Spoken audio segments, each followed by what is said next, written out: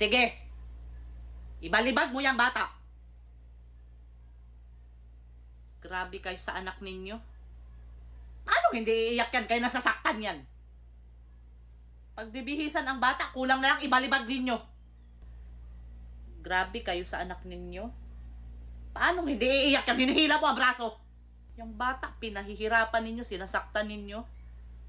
Kung tinatamad na kayo sa anak ninyo, bitawan mo yan, Dorinel. Kaya ikaw ang ibalibag ko ngayon. Palagi na lang umiiyak yung bata. Kaya ganyan ang isilo mo. Hindi talaga kayo maasahan sa mga anak ninyo.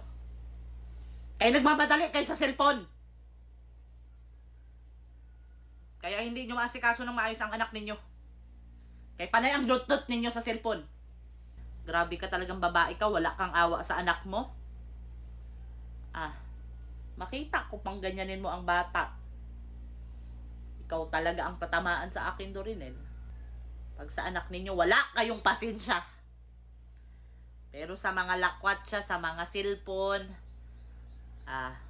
grabe. Anak-anak kayo, tapos ganyan ang gagawin ninyo sa anak ninyo. Sino bang nag-utos sa inyo na mag-anak kayo?